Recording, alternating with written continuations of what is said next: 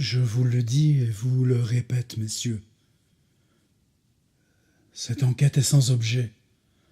Enfermez-moi à perpétuité si vous voulez.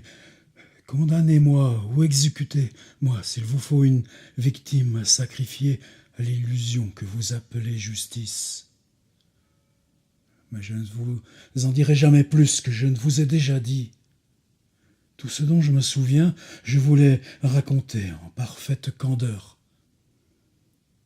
Rien qui ait été déformé ou dissimulé, et si quelque chose demeure incertain, c'est seulement pour ce nuage noir qui s'est emparé de mon esprit. Ce nuage est la nature embrouillée des horreurs qui l'ont poussé jusqu'à moi. Et je le dis et redis, je n'ai aucune idée de ce qu'est devenu Harley Warren, même si je pense et souhaite surtout qu'il soit en paix et oublie, s'il existe encore quelque part quelque chose de cette sorte. Il est exact, pendant 5 ans, je fus le plus proche de ses amis qu'il m'a associé en partie à ces terribles recherches dans l'inconnu. Je ne veux pas nier, même si ma mémoire est floue et indistincte, que ce témoin, produit par vous-même, ait pu nous voir ensemble comme il le déclare sur le pic Gainesville, marchant en direction des marais du Grand Cyprès, un peu avant minuit, dans cette terrible nuit. Que nous étions équipés de lampes torches électriques, de pelles et pioches, et d'une curieuse bobine de câbles reliés à divers instruments. Je l'affirmerai même, parce que chacune de ces choses joue son rôle dans la singulière et hideuse scène qui reste comme foudroyée dans ma mémoire en ruine. Mais de ce qui s'est ensuivi, et de la raison qui fait qu'on m'a retrouvé seul et hébété sur la rive du marais le matin suivant, j'insiste encore sur le fait que je ne sais rien de plus que ce que je vous ai répété encore et encore. Vous me dites qu'il n'y a rien dans le marais ou à ses abords qui puisse servir de fondement à cet épisode effrayant. Je réponds que je ne sais rien au-delà de ce que j'en ai vu. Que cela puisse être une vision ou un cauchemar, je ne souhaite que cela. Que ce soit une vision ou un cauchemar, c'est tout ce que mon esprit retient de ce qui s'est passé dans le choc de ces heures, une fois échappé à la vue des hommes. Et de pourquoi Harley Warren n'est pas revenu, lui seul, ou son ombre, ou cette chose sans nom que je ne puis décrire, pourrait en rendre compte.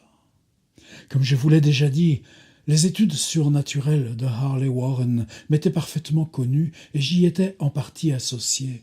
De sa large collection de livres étranges et rares concernant des matières interdites, j'avais lu tous ceux écrits dans une langue que je pouvais maîtriser, mais ils n'étaient qu'une infime partie comparée à ceux rédigés dans des langues qui m'étaient inaccessibles. La plupart, je crois, étaient en arabe, et le livre inspiré par les démons, ce livre qui l'accompagnait à la fin et qui l'a emporté dans sa poche pour son départ du monde, était écrit en caractères que je n'avais jamais vu nulle part. Warren ne m'a jamais fait part de ce qu'il avait lu dans ce livre. Comme pour la nature de nos études, dois-je dire de nouveau que je n'ai plus mémoire de leur pleine compréhension. Il me semble plutôt miséricordieux qu'il en soit ainsi, parce qu'il s'agissait d'études horribles, que je poursuivais plus par une fascination obsédante que par une inclination qui me fut naturelle. Warren m'a toujours dominé, parfois même m'effrayait. Je me souviens de comment je tremblais à l'expression de son visage la nuit précédant l'affreux événement, quand il parlait et parlait sans cesse de sa théorie, comme quoi certains corps échappaient pour toujours à la décomposition, mais restaient sains et frais dans leur tombe pendant plus de 1000 ans. Mais je ne le crains plus maintenant, parce que je suppose qu'il a connu des horreurs hors de ma portée. Maintenant, c'est pour lui que je crains. Une fois de plus, je dis que je n'ai pas d'idée claire quant à notre but cette nuit-là, Certainement, cela avait à voir avec ce livre que Warren portait sur lui, ce très ancien livre en caractères indéchiffrables qui lui était parvenu d'Inde un mois plus tôt. Mais je jure que je n'avais pas idée de ce que nous espérions trouver. Votre témoin affirme qu'il nous a vus peu avant minuit sur le pic Gainesville en route pour le marais du Grand Cyprès. C'est certainement vrai. Mais je n'en ai pas de mémoire précise. L'image qui s'est imprégnée dans mon esprit, c'est celle d'une seule scène, et on devait être longtemps après minuit, puisque un pâle croissant de lune apparaissait dans le ciel brouillé. Cela se passait dans un ancien cimetière, si ancien que je frémis aux années immémoriales qu'indiquaient ici tous les signes. C'était dans un ravin profond et humide, où s'en mêlaient de longues herbes fétides, des mousses et de curieuses ronces rampantes, emplies d'une puanteur vague à laquelle mon imagination paralysée associait absurdement le pourrissement de la pierre. Partout les signes de l'abandon et de la décrépitude, et m'obsédait l'idée que Warren et moi étions les premières créatures vivantes à déranger le silence, ici létal depuis des siècles. Sur le bord du ravin, un blême croissant de lune leva pour blêmir encore, perçant les vapeurs délétères qui semblaient émaner de catacombes insoupçonnées. Et à sa faible et vacillante lueur, je pus distinguer l'abject étalage d'antiques dalles, urnes, cénotaphes et mausolées, tous écroulant, mangés de mousse, couverts de moisis, et mis enfouis par la luxuriance disproportionnée de cette végétation malsaine. Pour première impression vive de ma propre présence dans cette effrayante nécropole, je me revois avec Warren, nous reposant devant certains sépulcres à demi anéantis, puis nous débarrassant de ce fardeau qu'il semble que nous y ayons apporté. Je distingue nettement que je disposais d'une lampe électrique, d'une pelle, d'une pioche, tandis que mon compagnon était équipé d'une lampe identique et d'un matériel de téléphonie portable.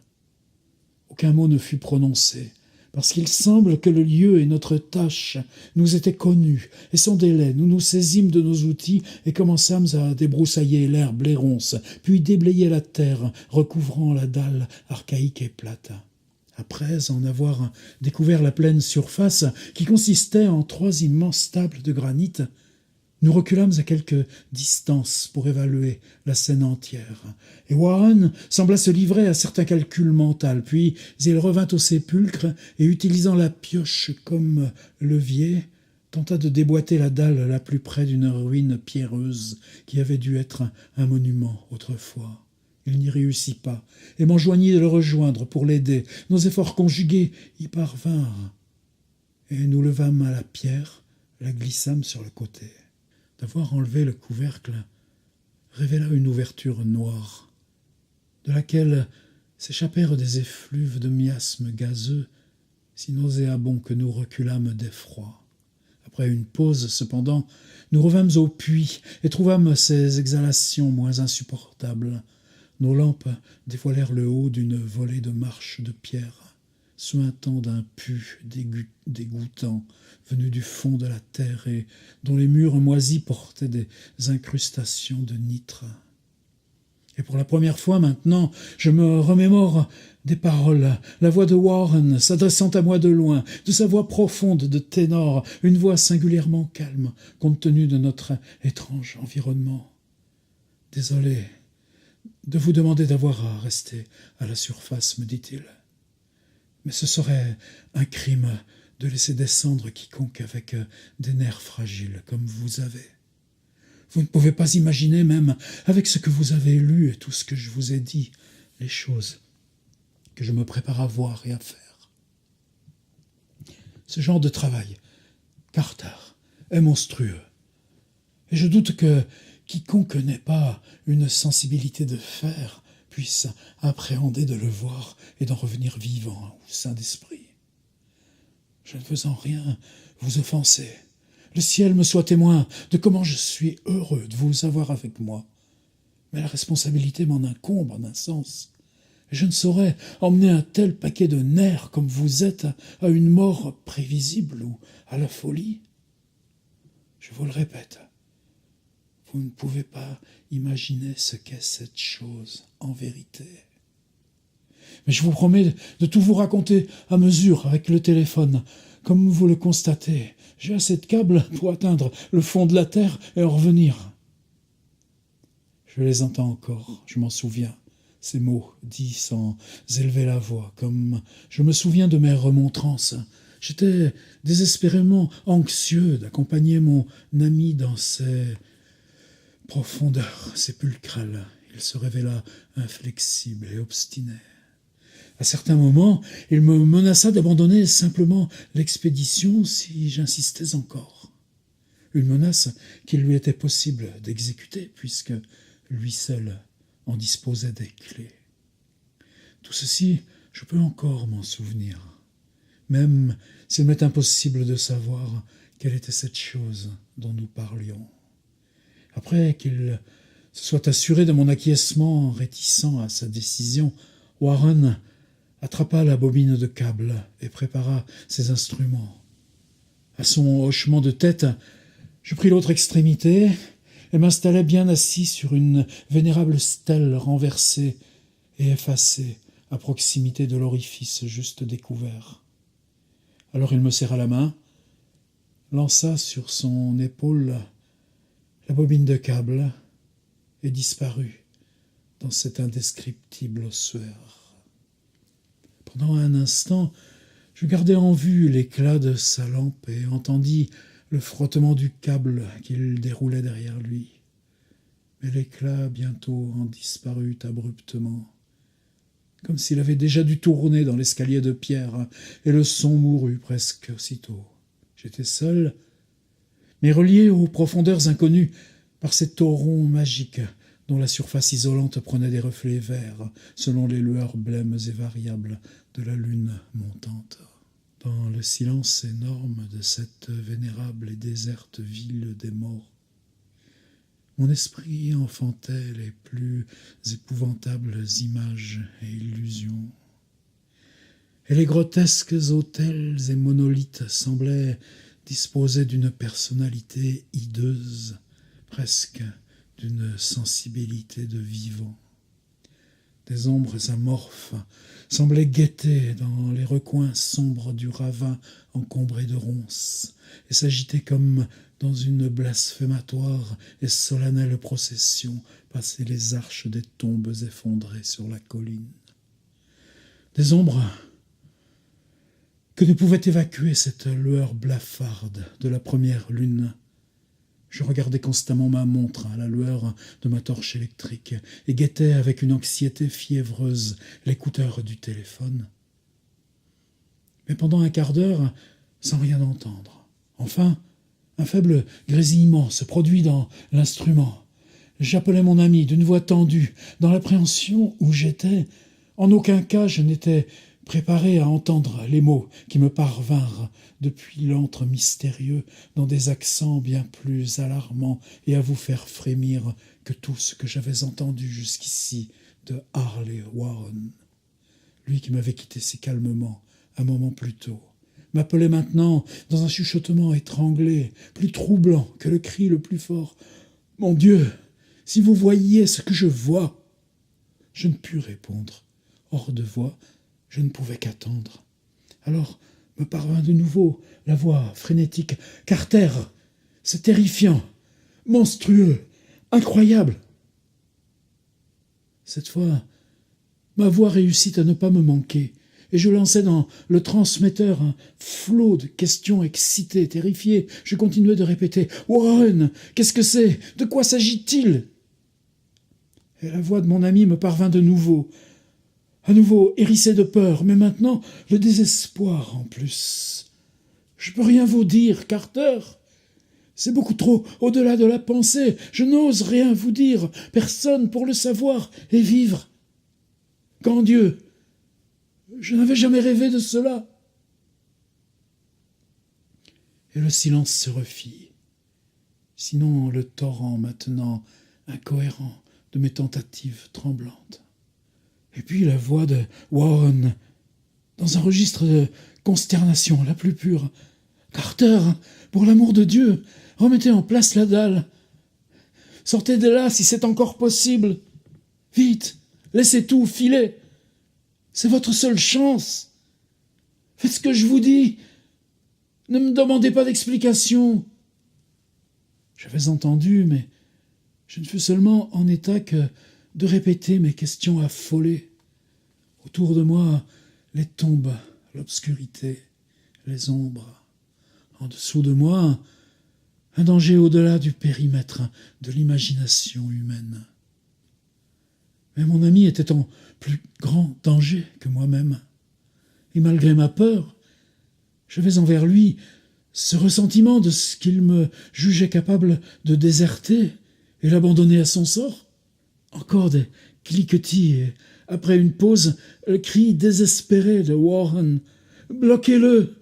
Pour l'amour de Dieu, refermez le couvercle! Bloquez-le, Carter !» Quelque chose dans l'accent enfantin de mon compagnon, d'évidence sous le choc, découpla mes facultés. Je me décidai, lui criai ma résolution. « Warren, tenez bon, j'arrive, je descends !» Mais à cette proposition, le ton de mon interlocuteur changea, devint un cri, du plus extrême désespoir. « Surtout pas! Vous ne pouvez pas comprendre! Trop tard! Et c'est ma seule faute! Remettez le couvercle en place! Sauvez-vous, courez! Rien d'autre que vous ou personne d'autre puisse faire! Maintenant! Carter !» Le ton avait changé de nouveau, cette fois prenant une intensité plus douce, une sorte de résignation sans espoir, pourtant toute chargée d'anxiété. « Vite, avant qu'il soit trop tard !» Je me résolus de ne pas lui obéir, tentai de secouer la paralysie qui me prenait, de satisfaire à mon serment de me porter à son aide, mais le chuchotement qui s'ensuivit me trouva de nouveau inerte et figé dans les chaînes de l'horreur la plus forte. « Carter, dépêchez-vous, ça sert à rien, un suffit, pas deux, la dalle !» Une pause, encore un cliquetis, puis la voix de Warren mais affaiblie. « C'est presque fini maintenant, ne rendez pas ça plus difficile. Refermez ces fichus escaliers, courez, sauvez votre vie, vous perdez du temps. Adieu, Carter, on ne se reverra plus. » Ici, le murmure de Carter enfla en un cri qui grandit progressivement jusqu'à un hurlement traversé de toutes les horreurs de tous les temps. Conjurez ces choses du diable, leur légion, mon Dieu! Carter, bloquez-les, bloquez-les, bloquez-les! Et plus rien que le silence. Je ne sais pas pendant combien d'éternités je restais assis, stupéfié, chuchotant, bredouillant, criant dans ce téléphone. Et encore à travers ces éternités, je chuchotais, bredouillais, murmurais, appelais, criais, hurlais. « Warren, Warren, répondez, êtes-vous là ?» Et me parvint alors l'horreur où tout culmina. L'incroyable, l'impensable, et surtout l'innommable chose. J'ai dit que des éternités semblèrent s'écouler après que Warren eut hurlé son dernier avertissement désespéré, et qu'il n'y avait plus rien que mes cris maintenant à briser le hideux silence. Mais après un moment, j'entendis un nouveau déclic dans le récepteur, tendis l'oreille pour entendre, et de nouveau j'appelais « Warren, êtes-vous là ?» Et dans la réponse, c'était la chose qui m'a mis ce nuage noir dans l'esprit que j'entendis. Je n'essaye pas, messieurs, de rendre compte, parce que cette chose, cette voix, je ne peux non plus m'aventurer à la décrire en détail, tant ces premiers mots me séparèrent de toute conscience et induisirent cet effondrement mental qui me saisit jusqu'au moment de mon réveil à l'hôpital. Dire que cette voix était profonde, creuse, gélatineuse, lointaine, surnaturelle, inhumaine, décorporée, que dirais-je? C'était le terme de mon voyage, c'était la fin de mon histoire. J'ai entendu cela, je ne sais rien d'autre. Je l'ai entendu alors que j'étais assis pétrifié dans ce cimetière inconnu, perdu dans le ravin parmi les pierres désagrégées et les tombes écroulées. La végétation fétide, ses miasmes, ses exhalaisons. Je l'ai parfaitement entendu depuis les profondeurs extrêmes de ce damné sépulcre ouvert, tandis que je guettais la danse des ombres amorphes et nécrophages sous une maudite lune blême. Parce que voici ce que j'entendis. Pauvre fou, Warren, il est mort maintenant.